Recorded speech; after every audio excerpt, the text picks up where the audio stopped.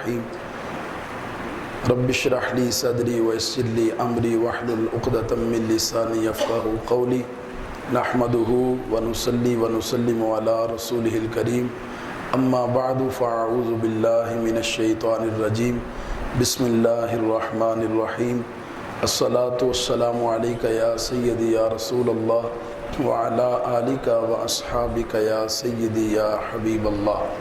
معزز سامعین گرامی قدر، فہم دین کورس میں آج ہماری گفتگو کا عنوان خلفائے راشدین اور اہل بیت اطہار ہیں۔ صحابہ کرام اور خلفائے راشدین کے حوالے سے کچھ باتیں آپ کی گوش گزار کروں گا۔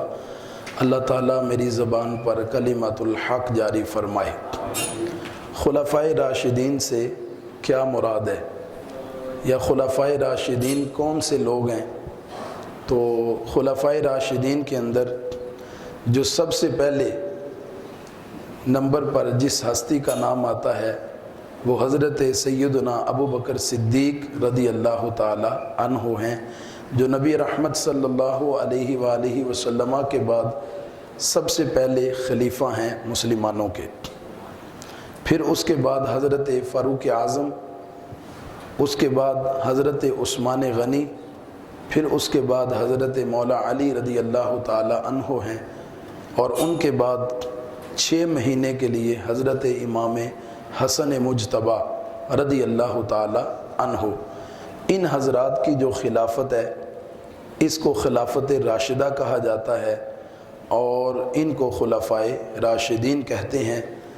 ان کی خلافت کو خلافت راشدہ اس لیے کہا جاتا ہے کہ انہوں نے نبی پاک سرکار صلی اللہ علیہ وآلہ وسلم کی سچی نیابت کا حق ادا کر دیا۔ خلفائے اربعہ میں جو افضلیت کی ترتیب ہے، جس انداز سے میں نے بیان کیا ہے اسی انداز سے ان کی افضلیت کی ترتیب ہے۔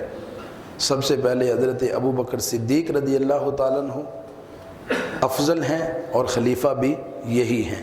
پھر دوسرے نمبر پہ حضرت عمر فاروق رضی اللہ تعالیٰ عنہ، یہ افضل ہیں اور دوسرے خلیفہ بھی یہی ہیں۔ پھر حضرت عثمان غنی رضی اللہ تعالیٰ عنہ، اور پھر حضرت مولا علی رضی اللہ تعالیٰ عنہ ہیں۔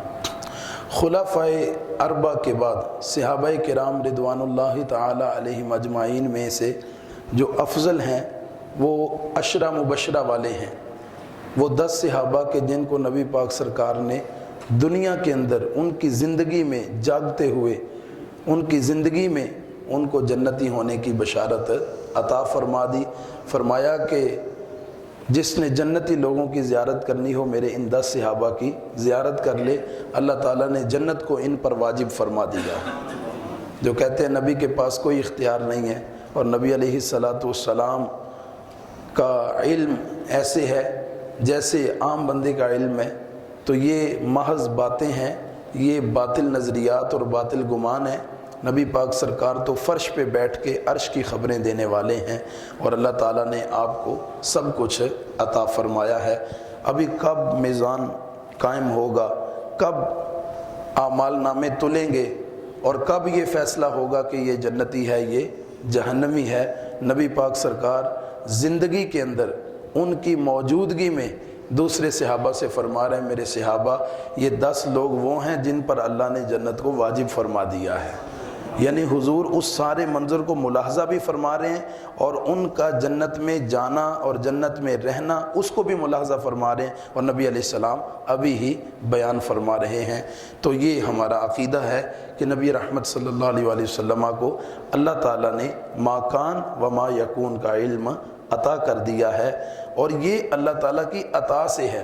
ہم یہ نہیں کہتے کہ بغیر عطا کے نبی پاک سرکار سب کچھ جانتے ہیں، بلکہ اللہ تعالیٰ کی عطا سے اللہ رب العزت نے اپنے محبوب کو سب کچھ عطا فرما دیا ہے۔ انا اعطینا کل کوثر، اے محبوب ہم نے آپ کو کوثر عطا فرمائی۔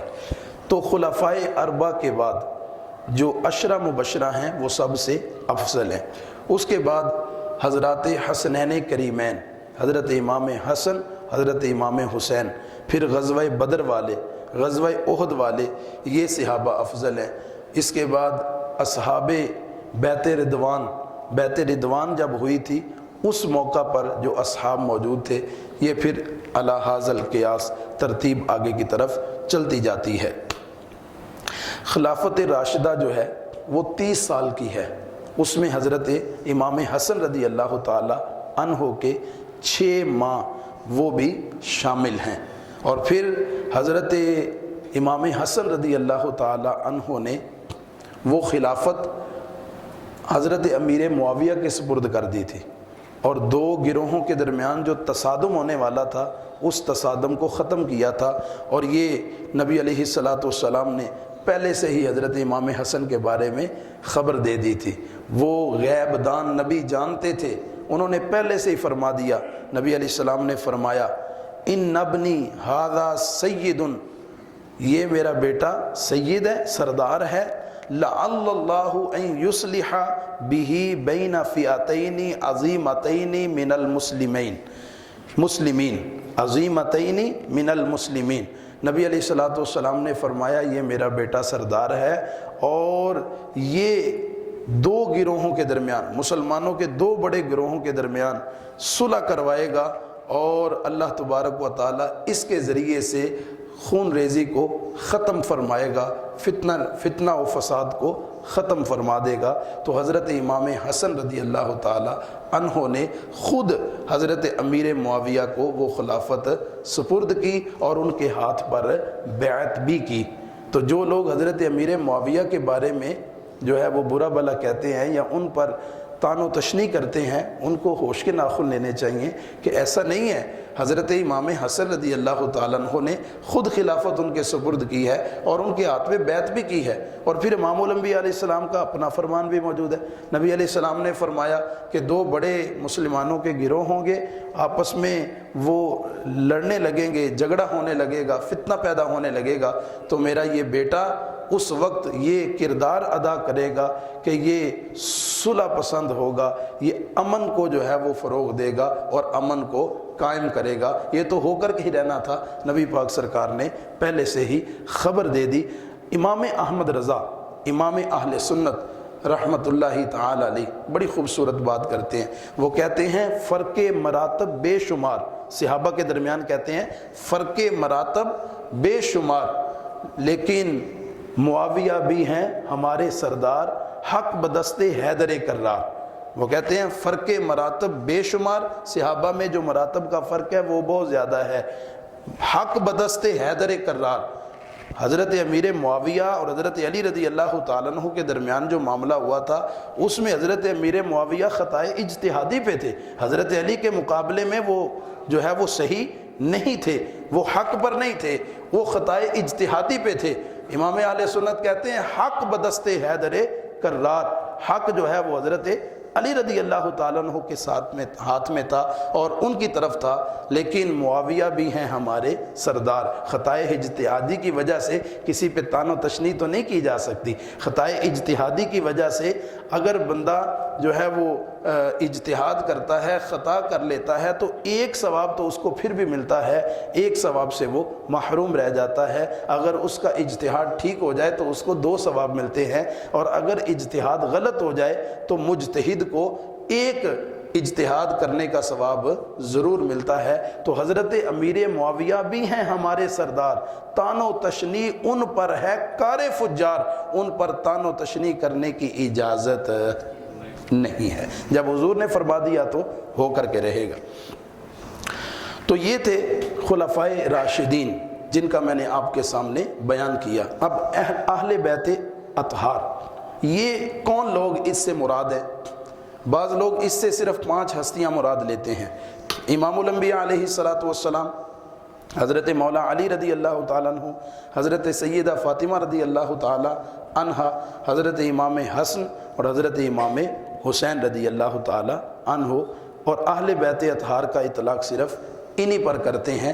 لیکن جمہور علماء کے نزدیک یہ بات ہے کہ اہل بیت سے مراد حضور کی ساری ازواج مطہرات بھی ہیں، امہات المومنین، اور حضرت علی بھی ہیں، حضرت فاطمہ بھی ہیں، حضرت امام حسن بھی ہیں، حضرت امام حسین رضی اللہ تعالی عنہ بھی ہیں، اور بنی ہاشم کے تمام احباب اہل بیت اطہار میں شامل ہیں۔ بنی ہاشم کے جتنے بھی احباب ہیں وہ اہل بیت اطہار میں شامل ہیں۔ یہ بات ذہن میں رکھیے گا، اہل بیت سے جو محبت نہ رکھے، دل میں ان کا بغض رکھے، تو وہ بندہ ملعون ہے، وہ خارجی ہے، وہ مستحق جہنم ہے، وہ عذاب کا مستحق ہے، اس لیے کہ ان کی محبت تو قرآن سکھاتا ہے۔ نبی پاک سرکار فرماتے ہیں قُلْ لَا أَسْأَلُكُمْ عَلَيْهِ أَجْرًا إِلَّا الْمَوَدَّةَ فِي الْقُرْبَى، اللہ کہتا ہے محبوب آپ فرما دیجئے کیا کہ جو میں نے تبلیغ دین تم تک کی ہے، جو میں نے دین کا پیغام تم تک پہنچایا ہے، اس پر کسی اجر کا مطالبہ نہیں کرتا، ہاں یہ مطالبہ کرتا ہوں الا المودۃ فی القربى، جو میرے گھر والے ہیں ان سے تم نے پیار کرنا ہے، ان سے مودت کرنی ہے، ان سے محبت کرنی ہے، میرے قریبی لوگوں کا ادب کرنا ہے، احترام کرنا ہے۔ تو قرآن ہمیں اہل بیت کی محبت سکھاتا ہے، اور اہل بیت کی میں اور شان کیا بیان کروں کہ جن کی شان میں اللہ تطہیر کی آیات نازل کرتا ہے، انما یرید اللہ لیذہب عنکم الرجس اہل البیت ویطہرکم تطہیرا، بے شک اللہ ارادہ کرتا ہے اے اہل بیت تم سے ہر قسم کی ناپاکی کو دور کر دے، اور اس طرح پاک کر دے کہ جس طرح پاک کرنے کا حق ہے۔ پاک کرنے والی ذات کون سی ہے؟ اللہ رب العزت کی، اور جن کو پاک کیا جا رہا ہے وہ کون ہے؟ اہل بیت رسول ہیں۔ تو پاک کرنے والا رب ہو، پاک ہونے والی ہستیاں اہل بیت ہوں، تو بتائیں پھر ان کا مقام کیا ہوتا ہے، کیا ان کی شان میں بیان کر سکتا ہوں۔ تو اہل بیت کا جو بغض رکھنے والا ہے، جو ان سے نفرت رکھنے والا ہے، وہ خارجی ہے، وہ ملعون ہے، مستحق نار ہے۔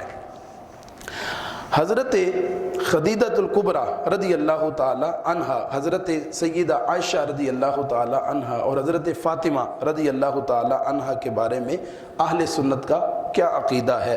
حضرت ام المومنین خدیجہ الکبریٰ، حضرت سیدہ عائشہ صدیقہ، حضرت سیدہ فاطمہ الزہرا رضی اللہ تعالی عنہا قطعی طور پہ جنتی ہیں، جن کی جنتی ہونے کی بشارت نبی پاک سرکار نے خود اپنے بیانات میں ارشاد فرما دی۔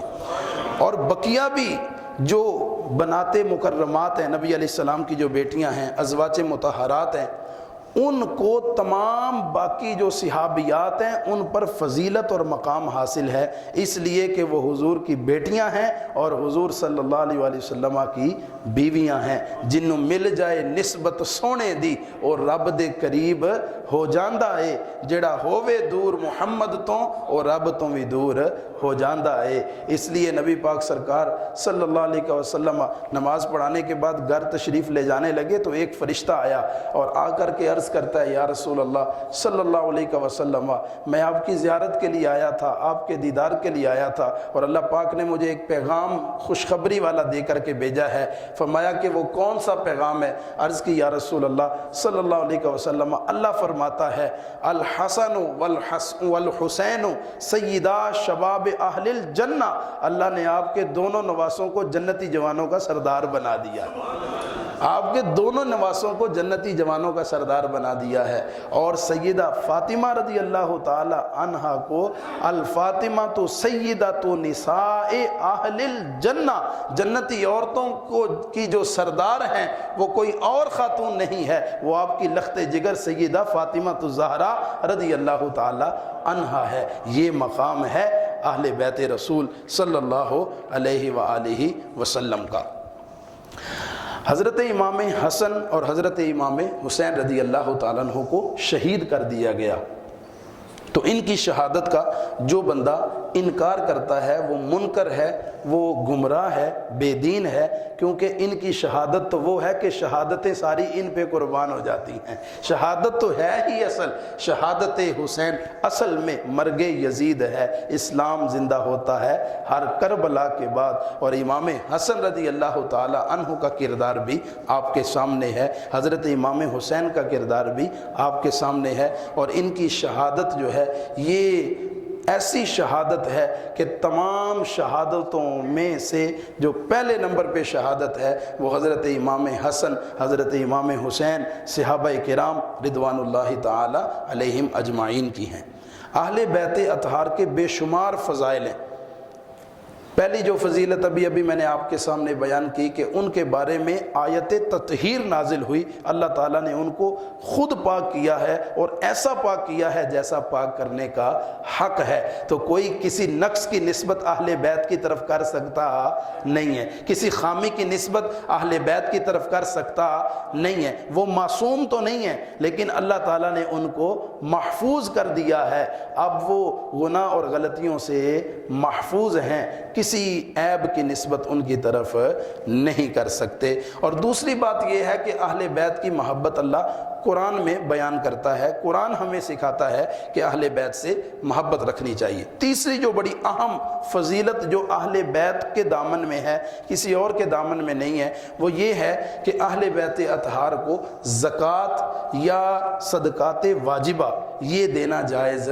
نہیں ہے، کیونکہ یہ مال کی میل کچیل ہوتی ہے اور یہ تو عالی مرتبت لوگ ہیں، ان کو یہ صدقات واجبہ اور صدقات و خیرات یعنی زکوٰۃ کی صورت میں جو واجب اور فرض جو ہے وہ صدقے ہیں وہ نہیں دے سکتے۔ اور نبی علیہ السلام نے ارشاد فرمایا ان هذه الصدقات انما هي اوساخ الناس وانها لا تحل لمحمد ولا لآل محمد صلی اللہ علیہ وآلہ وسلم، فرمایا کہ یہ صدقات لوگوں کے میل کچیل ہیں، یہ محمد اور آل محمد کے لیے جائز نہیں ہیں، اور آل محمد یہ صدقات لے بھی نہیں سکتے، ان کے لیے لینا بھی جائز نہیں ہے۔ اگر دینا جائز نہیں ہے تو لینا بھی جائز نہیں ہے۔ ہاں ان کی ویسے اگر کوئی اہل بیت میں سے حالات کمزور ہوں اور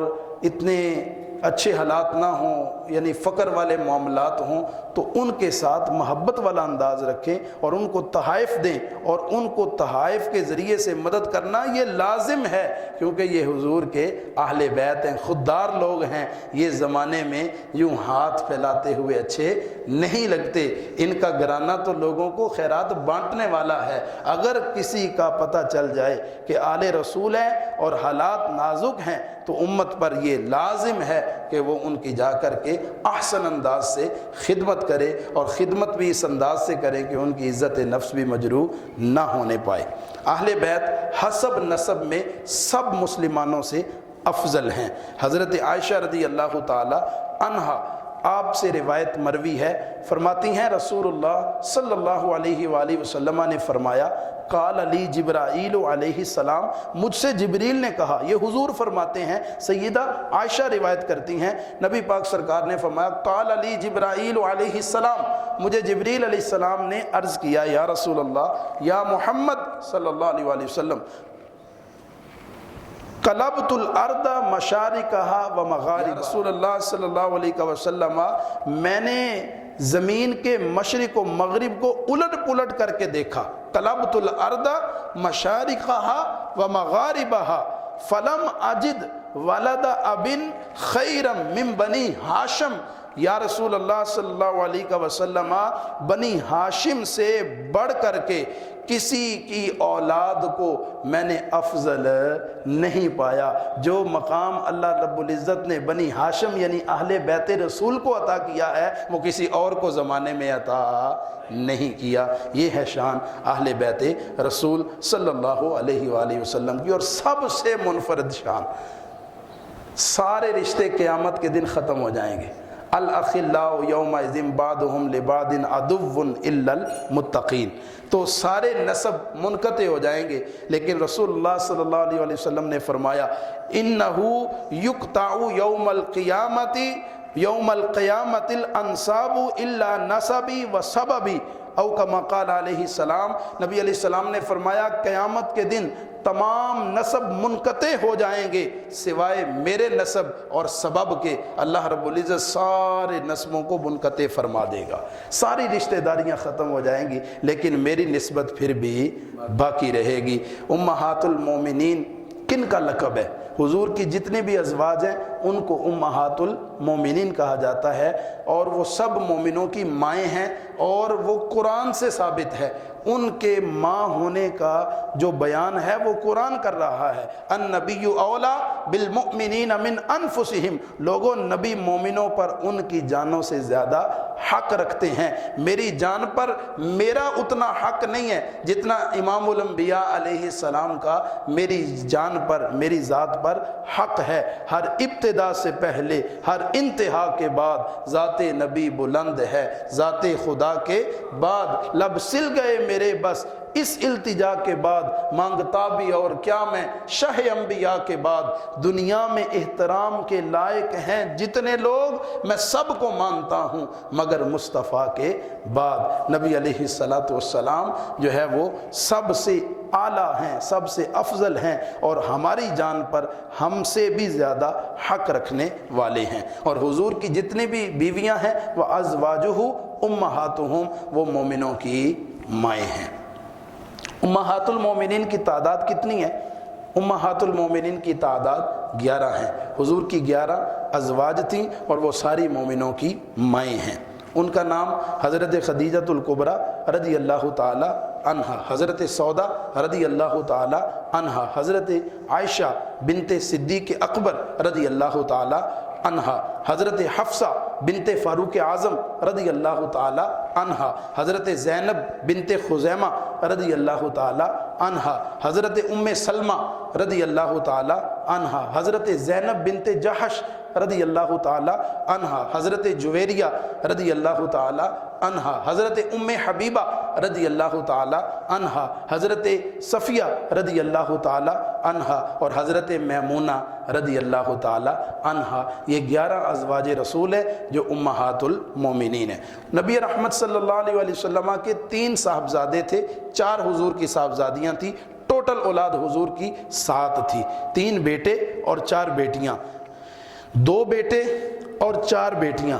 یہ سیدہ خدیجۃ الکبریٰ رضی اللہ تعالی عنہا کے بطن سے ہے۔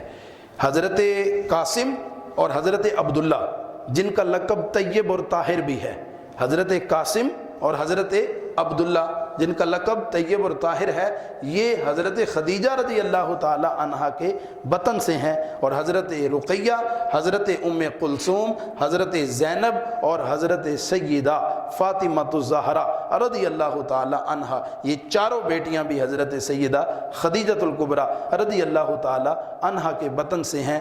ایک بیٹے حضرت ابراہیم، وہ نبی پاک سرکار صلی اللہ علیہ وسلم کی جو ہے وہ ایک اور زوجہ محترمہ کے بطن سے ہیں، جن کا نام ماریہ خاتون تھا۔ یہ حضور کی لونڈیا تھی، ماریہ قبطیہ رضی اللہ تعالی عنہا، ان کے بطن سے حضور کی یہ اولاد ہوئی۔ نبی علیہ السلام کی جو ساری اولاد ہے وہ ساری معتبر ہے، لیکن اس ساری اولاد میں سے جو مقام سیدہ فاطمہ کو نصیب ہوا ہے وہ کسی اور کو نصیب نہیں ہوا۔ باقی ساری قابل قدر ہیں، ان سب کا بیان ضروری ہے، اور وہ ساری عزتوں اور اعلیٰ مرتبوں پر براجمان ہیں، لیکن جو مقام سیدہ فاطمہ کو نصیب ہوا ہے وہ کسی اور کو نصیب نہیں ہوا۔ یزید کے بارے میں اہل سنت کا کیا نظریہ ہے؟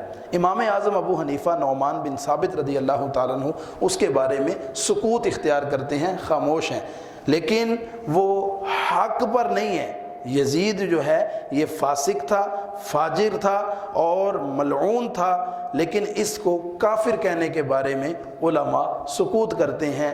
یہ جو ہے وہ حضرت امام حسین رضی اللہ تعالیٰ عنہ کے مقابلے میں آیا تھا، اور حضرت امام حسین رضی اللہ تعالیٰ عنہ حق کا علم بلند کرنے والے، اور یزید یہ باطل پر تھا۔ لیکن اس کے بارے میں علماء کے 3 اقوال ہیں۔ امام اعظم کا جو موقف ہے وہ میں نے آپ کے سامنے بیان کر دیا ہے۔ بعض لوگ پتہ کیا کہتے ہیں، دونوں ہی شہزادے ہیں جی، یہ شہزادہ علی ہیں اور وہ شہزادہ امیر معاویہ رضی اللہ تعالی अन्हु हैं, तो मियाँ ये दोनों शहज़ादे कैसे हो सकते हैं? हज़रत इमाम हुसैन रदी अल्लाह ताला अन्हु का कैरेक्टर देखें, उनका किरदार देखें, उनका अंदाज़ देखें, और यजीद जो शराबी था, जानी था, वो कैसे हक़ पे हो सकता है? शहज़ादा होना या बड़े बाप का बेटा होना ये बेटे को बड़ा नहीं कर देता, बल्कि हर बंदा अपने अपने आमाल की वजह से बड़ा होगा। इन्ना अकरमकुम इंदल्लाहि अतकाकुम, तुम्हारे रब के यहाँ कोई इज्जत वाला वो ज़्यादा होगा जो तकवा और परहेजगारी के लिहाज से ज़्यादा होगा। लिहाजा ऐसा बकने वाला बंदा मरदूद है कि ये दोनों शहज़ादों की लड़ाई थी। कैसे दोनों शहज़ादों की? वो तो लईन है, वो तो मरदूद है, वो तो वासिल जहन्नम है। अल्लाह ताला उसके साथ वैसा ही मामला फरमाएगा जो उसने आले बैत रसूल के साथ किया था। लोग कहते हैं कि वो तो मैदान अमल में नहीं आया था। मियाँ अगर वो मैदान अमल में नहीं आया था तो हुकूमत किसकी थी? वो चाहता तो सारा कत्ल व गारत रुकवा नहीं सकता था, लेकिन उलमा इस बारे में सुकूत करते हैं। आया कि वो कुफर पर उसका हशर हुआ है या वो ईमान वाला है, इस बारे में वो सुकूत इख्तियार करते हैं। बाकी लईन भी कह सकते हैं, उसको जो है वो फासिक भी कह सकते हैं, उसको जो है वो मलऊन भी, मरदूद भी कह सकते हैं। लेकिन इस बारे में कि कुफर का उस पर फतवा लगा दिया जाए, इस पर उलमा सुकूत का इख्तियार करते हैं। और क़यामत के दिन अल्लाह तबारक व तआला फ़ैसला फरमाएगा। तो साहिबो, ये था कुछ बयान सहाबाए किराम रिदवानुल्लाहि तआला अलैहिम अजमाइन और अहले बैत रसूल सल्लल्लाहु अलैहि वसल्लम के बारे में। ये दोनों हस्तियाँ हमारे लिए काबिल कदर हैं, हमारे सर का ताज हैं। सहाबा सितारों की तरह हैं। हुजूर ने फरमाया किसी एक की इक्तिदा करोगे अल्लाह ताला तुम्हें हिदायत अता फरमाएगा। फ़बिअय्यिहिम मुक़्तदैतुम इह्तदैतुम, किसी एक के पीछे लग जाओगे अल्लाह ताला तुम्हें हिदायत अता फरमा देगा। और नबी अलैहिस्सलाम ने फरमाया जिसने कुरान और अहले बैत के दामन को पकड़ लिया अल्लाह ताला उसको जन्नत अता फरमा देगा। सब हमारे लिए काबिल ताज़ीम है। दौरान गुफ्तगू अगर मुझसे सबकत लिसानी की वजह से या कम इल्मी की वजह से कोई गलती हो गई हो, मैं एलानिया तौबा करता हूँ, अल्लाह मुआफ़ फरमाए। व आखिर दावा या अनिल हम्दुलिल्लाहि रब्बिल आलमीन।